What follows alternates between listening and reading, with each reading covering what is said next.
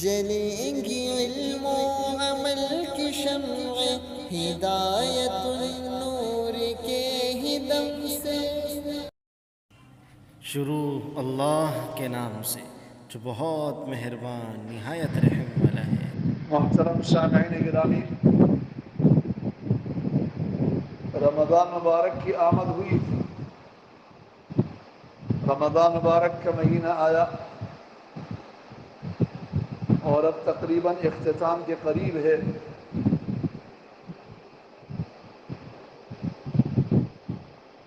رمضان مبارک کا آنا اور اس کا رخصت ہونا اگر ایک مسلمان آدمی غور و فکر کرے تو بڑا عجیب و غریب ہے۔ رمضان مبارک کا آنا بہت ساری رحمتوں کے ساتھ، برکتوں کے ساتھ، مغفرتوں کے ساتھ ہوتا ہے۔ اللہ کی طرف سے رحمتیں، برکتیں، مغفرتیں نشاور ہوتی ہیں۔ اس کے لیے جس نے بھی اپنا دامن پھیلایا ہو، اپنی جھولی پھیلائی ہو، اپنے ہاتھ پھیلایا ہو، اپنے آپ کو رکوع میں سجدے میں لگایا ہوا ہو، تلاوت میں لگایا ہوا ہو،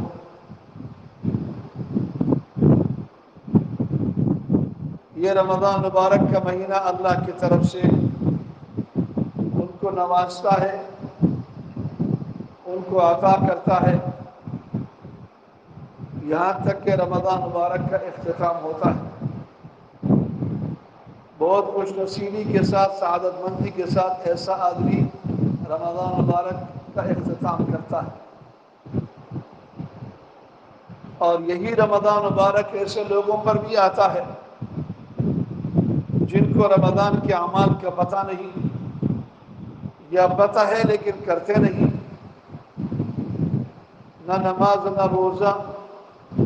نہ کوئی نفلی عبادت، نہ کوئی صدقہ خیرات۔ رمضان کا مہینہ آ جاتا ہے اور گزر جاتا ہے، ان کو کان و کار خبر نہیں ہوتی۔ تو یہ نہیں کہ ان کے بارے میں رمضان کا کوئی فیصلہ، کوئی حکم نہیں ہوتا، بلکہ ان کے بارے میں دوسروں کے مقابلے میں بڑا سخت فیصلہ ہوتا ہے کہ وہ محروم کر دیے جاتے ہیں اللہ کی رحمت سے، اللہ کی مغفرت سے، اللہ کی برکتوں سے محروم کیے جاتے ہیں۔ تو ایسا شخص بڑا بد نصیب ہوتا ہے جس کو صحت و تندرستی کے ساتھ، عافیت کے ساتھ، فراغت کے ساتھ رمضان کا مہینہ اسے ملے اور روزے بھی رکھ سکتا ہو، نمازیں بھی پڑھ سکتا ہو، دیگر اعمال بھی کر سکتا ہو، لیکن وہ نہیں کرتا۔ رمضان گزر جاتا ہے تو وہ اپنے آپ کو محروم کرنے والا ہوتا ہے۔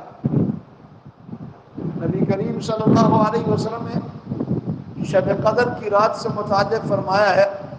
کہ یہ تو وہ رات ہے کہ اس میں کوئی بھی محروم نہیں رہتا، مگر وہی محروم رہتا ہے جو خود اپنے آپ کو محروم کرتا ہے۔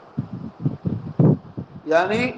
شب قدر کی رات میں اللہ کی طرف سے مغفرت و رحمتیں اتنی بانٹی جاتی ہیں، اتنے پھیلائی جاتی ہیں، اتنے عام کی جاتی ہیں کہ چھوٹی سے چھوٹی عبادت کرنے والا بھی اس سے فائدہ اٹھا لیتا ہے۔ تھوڑی دیر کے لیے بھی ہاتھ اٹھانے والا اس کا بھی بھلا ہو جاتا ہے، 2-4 روپے صدقہ کرنے والا اس کا بھی بھلا ہو جاتا ہے،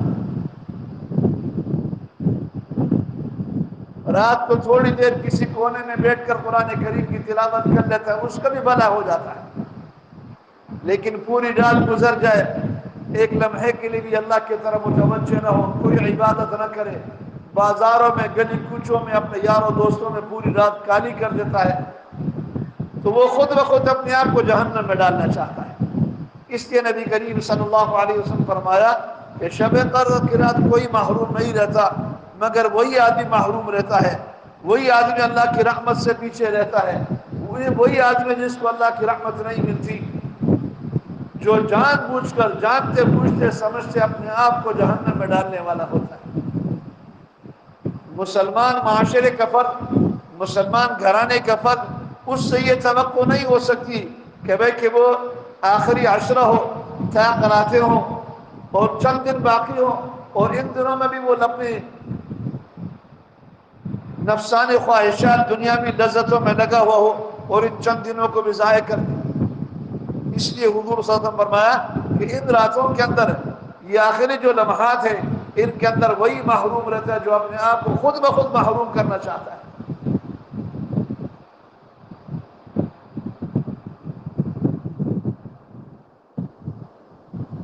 بادشاہ وقت کی طرف سے آپ کے گھر میں ایک بہت دیندار پرہیزگار متقی آدمی آپ کے گھر میں مہمان ہوتا ہے اور وہ یہ کہتا ہے کہ پورا مہینہ میں آپ کے گھر میں رہوں گا، میں آپ سے کھانا پینا رہن سہن کچھ بھی تقاضا مطالبہ نہیں کروں گا، بس میری ایک ہی درخواست ہے کہ میں جو باتیں آپ کو کہوں، جو حکم آپ کو دوں، بس آپ ان پر عمل کریں، آپ کا بھلا ہو جائے۔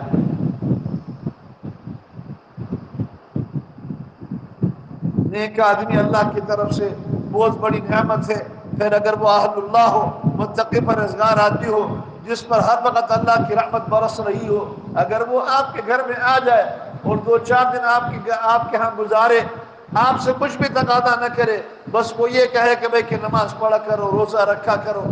اللہ کی نافرمانی نہیں کرو، اللہ کو راضی کرنے کی کوشش کرو، تو سیانہ سمجھدار آدمی اس کو اپنی بڑی غنیمت سمجھے گا، ہر طرح سے اس کی خدمت کرنے کی کوشش کرے گا، ہر طرح سے اس کا ادب اور احترام کرے گا، اور بدبخت آدمی ہوگا اس کو اپنی مصیبت سمجھے گا، اپنی عذاب سمجھے گا، اس سے نفرت کرے گا۔ میں رمضان کی مثال ایسے ہی دیتا ہوں، یہ اللہ کی طرف سے ایک مہمان ہمارے پاس ہے، ہم سے کسی چیز کا تقاضا نہیں کرتا، کوئی کھانا پینا کچھ بھی ہم سے نہیں مانگتا، بس یہ کہتا ہے کہ میں چند چیزیں تمہیں بتاتا ہوں، چند نسخے تمہیں بتاتا ہوں، یہ کیا کرو، روزے رکھا کرو، تراویح پڑھا کرو، نمازوں کا اہتمام کیا کرو، صدقہ خیرات کیا کرو، بس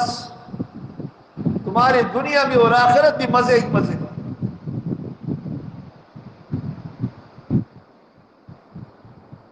ایک عالم نے لکھا ہے بھائی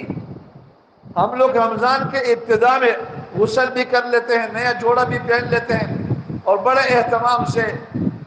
مسجد میں آ جاتے ہیں کہ بھئی کہ نماز بھی پڑھیں گے، تراویح کا اہتمام بھی کریں گے، لیکن آخری لمحات کے اندر، آخری دنوں کے اندر ہم پھر اس کا کوئی اہتمام نہیں کرتے، جان چھڑانے کی کوشش کرتے کہ جلد سے جلد یہ دن ختم ہو جائے۔ انہوں نے لکھا ہے کہ بھئی کہ جس طرح رمضان کا آتے ہوئے تقدس اور احترام ہم پر لازم ہے، اسی طرح جاتے جاتے اس کا احترام اور تقدس بھی ہم پر لازم ہے۔ چنانچہ انہوں نے 2 باتیں لکھی ہیں، ایک بات یہ لکھی ہے کہ بھئی کہ کوشش کریں کہ جو بالکل آخری دن ہوتا ہے، 29واں روزے کے آخری لمحات ہوتے ہیں یا 30ویں روزے کے آخری لمحات ہوتے ہیں، باوضو رہیں، تلاوت کریں، دعاؤں میں مشغول رہیں، اس حالت میں اس رمضان کے مہینے کو رخصت کریں۔ ایک نمبر 2 انہوں نے یہ لکھا ہے کہ اپنے دل میں یہ احساس پیدا کریں، یہ شعور پیدا کریں کہ اللہ رب العزت نے مجھے رمضان مبارک میں روزوں کے، نمازوں کی توفیق عطا کی، اعمال کی توفیق عطا کی، اللہ کا شکریہ ادا کرتا ہوں۔ اللہ کا تشکر، اللہ کا شکریہ اپنے اندر پیدا کرنے کی کوشش کی جائے، اس حالت میں آپ رمضان کو رخصت کریں۔ نمبر 3 انہوں نے یہ لکھا ہے کہ بھئی کہ رمضان کے آخر میں اختتامی جب لمحات ہوتے ہیں، آخری دن جب ہوتا ہے، آخری رات جب ہوتی ہے، تو آپ کو رمضان کی وہ گھڑیاں، وہ لمحات یاد رکھنے چاہیے کہ میں جن اوقات میں سحر و افطار کیا کرتا تھا، اللہ کے سامنے ہاتھ اٹھاتا تھا، اللہ سے میں اپنی مغفرت کی بھیک مانگتا تھا، اپنے ماں باپ کی مغفرت کی بھیک مانگتا تھا، اپنے کاروبار کے لیے اللہ سے مانگتا تھا، تراویح کی نماز پڑھا کرتا تھا، اب یہ ساری چیزیں چلی گئی، پتہ نہیں اب کب ملتی۔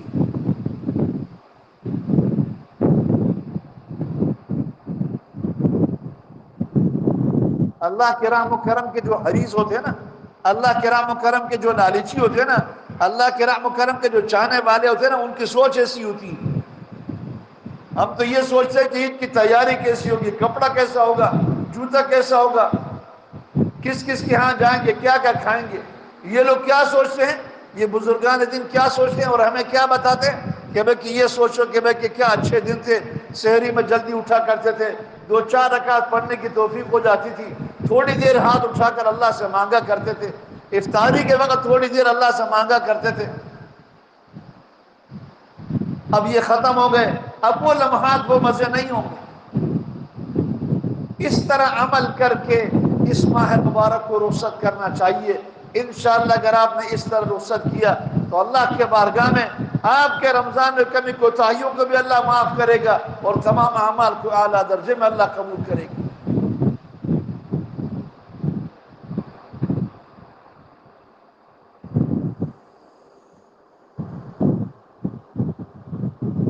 بس آج کل کی دنیا میں،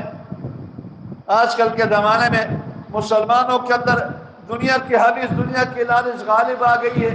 جس کی وجہ سے ان چیزوں کی اہمیت ہمارے دلوں میں نہیں ہے۔ 2-4 سال پہلے عمرے میں جانا ہوا تھا، آخری رات 29ویں شب تھی، اعلان ہوا کہ بھئی کہ کل رمضان ہوگا اور کل عید نہیں ہوگی۔ ایک عرب کو میں نے سنا، عرب کو، وہ کھڑا ہو کر خوشی سے اعلان کرنے لگا اللہ نے رمضان کا ایک دن بڑھا دیا۔ پھولے نہیں سما رہا تھا، وہ اتنا خوش تھا کہ اللہ نے، ہم اعتکاف میں بھی بیٹھا ہوا تھا اور حرم کے اندر، مسجد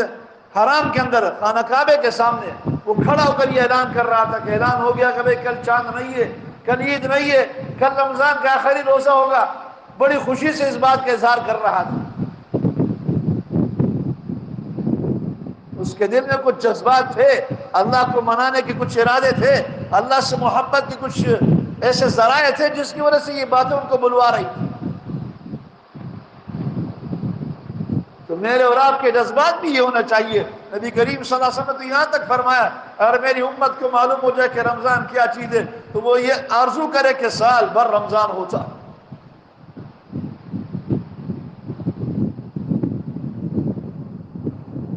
دنیا میں حساب و کتاب نہیں ہے، آخرت میں حساب و کتاب ہے۔ جب ایک ایک روزے کا آپ کو بدلہ دیا جائے گا، ایک ایک تراویح کی نماز کا آپ کو بدلہ دیا جائے گا، فرشتے آپ کے استقبال کے لیے کھڑے ہوں گے، آپ سے کہہ رہے ہوں گے سلام علیکم بما صبرتم فنعم عقبی الدار، تم سب پر سلامتی ہو، تم نے دنیا کے اندر اللہ کے لیے صبر کیا، اللہ کے لیے بھوک پیاس کو برداشت کیا، اللہ کے لیے چھوٹی چھوٹی راتوں میں گھنٹہ 2 گھنٹے کھڑے ہو کر تراویح کی نماز پڑھی، قرآن کریم کو سنایا، قرآن کریم کو سنا، آج تمہارا انجام سب سے اچھا، سب سے بہترین ہے۔ اس وقت اندازہ ہوگا کہ میرے یہ تراویح، میرا یہ روزہ، میرے یہ قرآن کریم کا سننا، یہ کیا ہے؟ یہ قرآن بتا رہا ہے، میں نہیں بتا رہا۔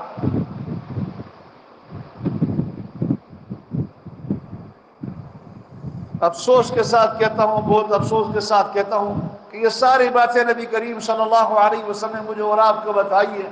اور ہمیں سمجھائیے کہ بھئی کہ رمضان کا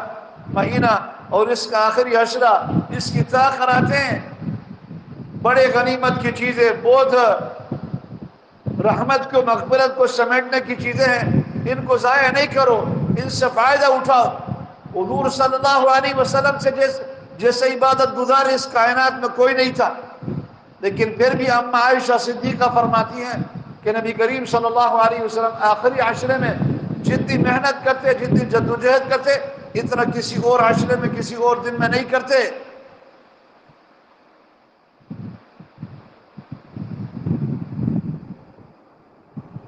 بخشے بخشائے تھے، اللہ کے مقرب ترین انسان تھے، مخلوقات میں سب سے اعلیٰ و افضل تھے، اللہ نے آپ کو سراپا رحمت بنایا ہوا تھا، پھر بھی ان راتوں کی قدر وہ جانتے تھے، ان راتوں کو سونا نہیں جانتے تھے، ان راتوں کو آرام نہیں جانتے تھے، ان راتوں میں عبادت ہی عبادت کرتے تھے آپ صلی اللہ علیہ وسلم۔ لیکن آج کا مسلمان نوجوان گناہوں میں لت پت ہوگا، گناہوں میں غرق ہوگا، پھر بھی ان راتوں کی قدر نہیں کرے گا، آخری عشرے کی قدر نہیں جانتا ہوگا، نیک اعمال نہیں کرے گا، بازار میں پھرے گا، خریداری کرے گا، اپنے لیے کپڑے پسند کرے گا، اچھے سے اچھے عید منانے کی کوشش کرے گا، دوسروں سے آگے بڑھنے کی کوشش کرے گا، میرا لباس بھی اچھا ہو، میرے جوتے بھی اچھے ہوں، یہ سب کے سب منہ پر پڑیں گی، ایک بھی کارآمد نہیں ہوگا۔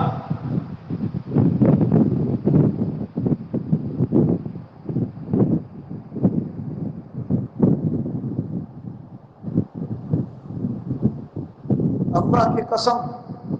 حضور صلی اللہ علیہ وسلم اس وقت ہمارے ساتھ ہوتے تو خون کے آنسو روتے